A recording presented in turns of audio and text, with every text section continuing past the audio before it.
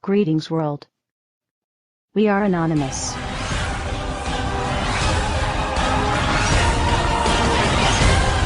How is it that it seems no one remembers just a few short years ago? These are the steps that we must take. There are plenty of steps we can take right now to start getting our economy back on track. to help create jobs and grow this economy. If we are going to deal with our dependence on foreign oil, If we're going to end our dependence on foreign oil, We'll recruit an army of new teachers. I want to recruit an army of new teachers, make college affordable. make college more affordable, and repair our crumbling roads and bridges. We've got crumbling roads and bridges. Tonight, more Americans are out of work. We still got friends out there and family who are looking for work. At a time when so many people are struggling to keep up. A moment when so many people are still struggling. If you are willing to work with me, If you're willing to work even harder in this election, then I promise you, change will come.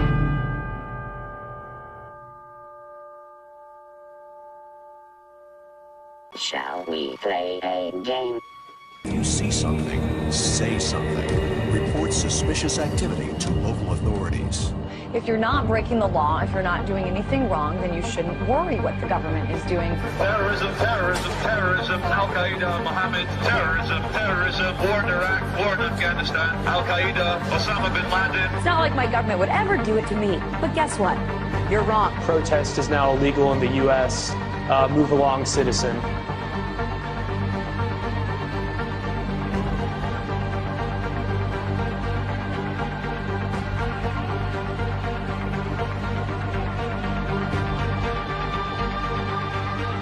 And yet we just sit there and calmly say, oh, they're making us safe.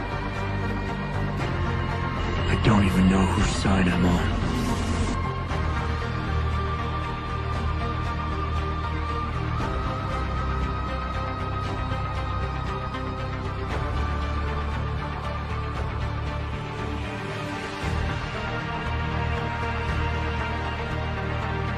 Okay, this is straight out of 1984. We're living in a police state.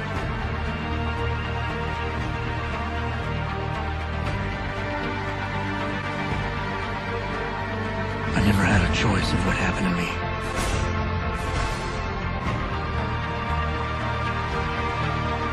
The city is being turned into a police state. Militarized riot gear, LRAD machines, and drones overhead.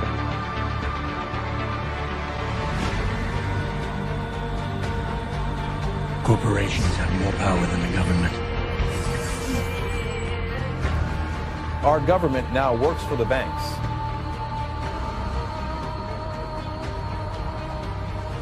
America, the greatest losses to our freedom have come not from someone attacking us, but from the government ignoring the Constitution and the majority letting them get away with it.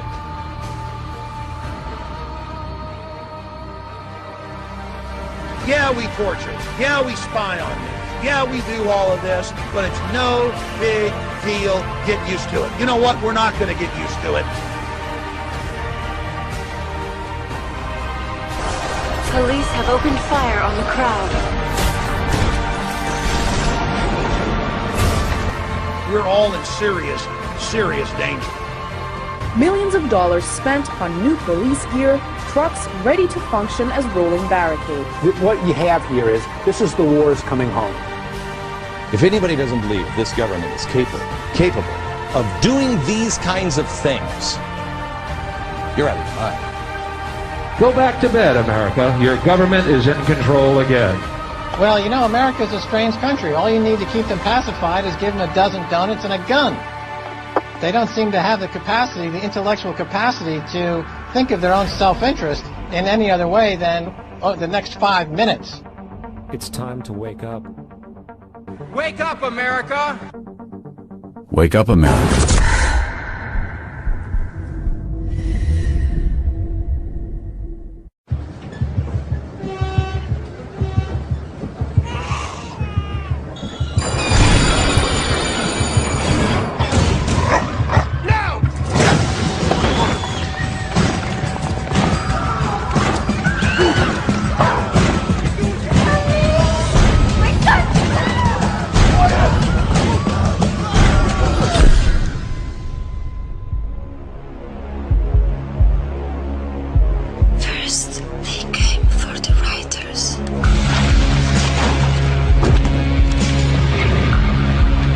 I didn't speak up because I was not a writer.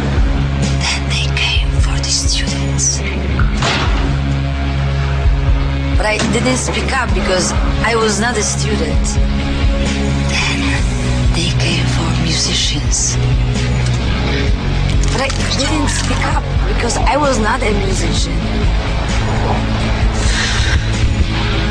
And then they came for the Greens, the Muslims, the trade unionists, Christians, and the Jews, the travelers, the homosexuals, the journalists, the artists, the taggers, the doctors, the philosophers, the economists, the anarchists and the politicians, the nerds, the Europeans, the Americans, the communists, the hackers, illegals, the homeless. And I didn't speak up because I wasn't any of them. Any of them. And then they came for me. And there was no one left to speak up for me. The proles, if only they could somehow become conscious of their own strength, would have no need to conspire. They needed only to rise up and shake themselves like a horse shaking off flies. If they chose, they could blow the party to pieces tomorrow morning. Surely sooner or later it must occur to them to do it. Until they become conscious, they will never rebel, and until after they have rebelled, they cannot become conscious. The time is coming when the window for us to restore the control of our government to ourselves will close, and we had damn well better act before then. You want to know why the American public is fit? They're fit because they're not seeing their Congress do the work that they're sent to do. We need to demand more of our elected officials. Damn bills that come out here all the damn time. Come out here in the last second, and I gotta try to figure out how to vote for my people. Bathed in the excesses of power, they passed a bill that by their own admission, they hadn't read.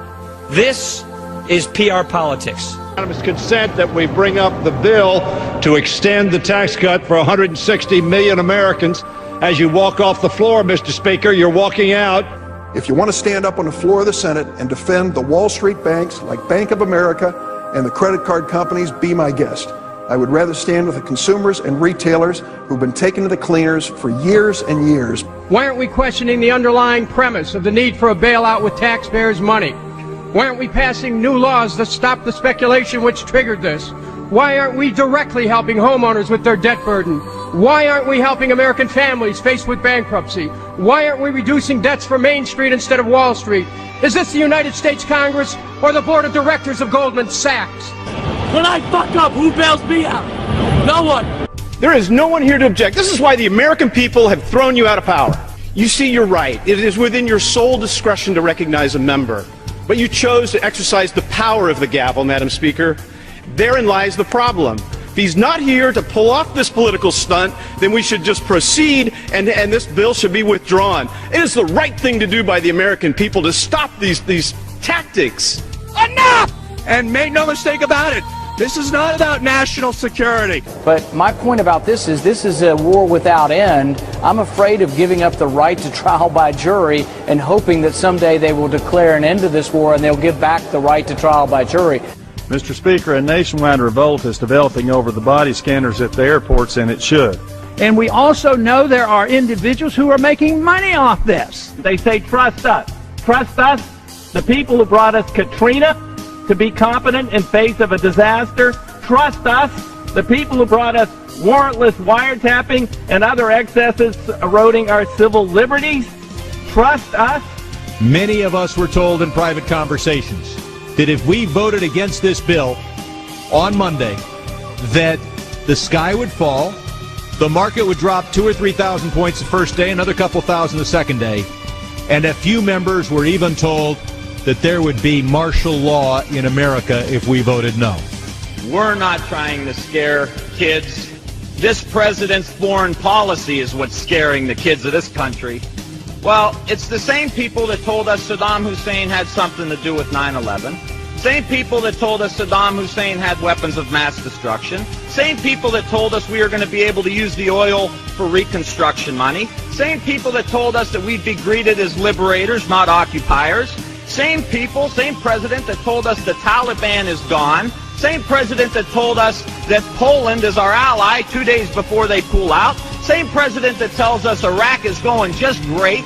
Same president that tells us the economy is going just great. Same people that told us the tax cut was going to create millions of jobs. Same people that told us that the Medicare program only cost $400 billion when it really cost $540 billion. So please forgive us for not believing what you're saying. Please forgive the students of this country for not believing what you're saying. Not one thing about this war that has been told to the American people or that has been told to these college students has been true. Not one thing. Bremer says we need more troops. The Pentagon says we need more troops. And this president can't get them from the international community. There's only one option left. Let's be honest with the American people. Fascism, by definition, is when corporations team up with organized religion and control the government. Do I have to say anything more? Wouldn't you say that we're on the brink if we're not there? We're witnessing a slow and steady takeover of our true freedoms. And now we see the government taking over banks. We see the government taking over car companies, insurance. We're being told what cars we can drive, how much we can make. And now they want to take control of our health care. It's one more attempt for them to put everything that we do day and night under the control of the federal government. Are you willing to sacrifice your freedom for liberty? Well, I say that they're taking away our free will. The American people are being forced to do something they don't want to do. But there really is a difference between us, and it's basically this. We don't think the government should be in control of all of this. We want people to be in control. And that, at the end of the day, is the big difference.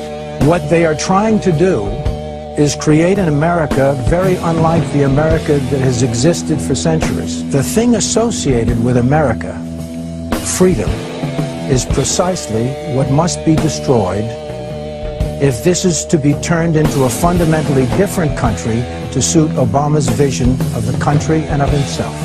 I think he's going way beyond his constitutional powers assigned to the executive branch, which is, by definition, an imperial president. Once again, total power in one person's hands, not the American way. He's centralizing power inside the Beltway, taking power and decision-making from families, from individuals, and as a consequence, what he's doing is building an unchecked executive. Now, I hate to point fingers at anybody, but the President administration probably had a lot to do with that. But you know who's responsible for it? We are. Personal responsibility. Where is the outrage to come from? From you. It turns out you're the knight in shining armor. First, you got to get mad. You've got to say, I'm a human being. God damn it. My life has value.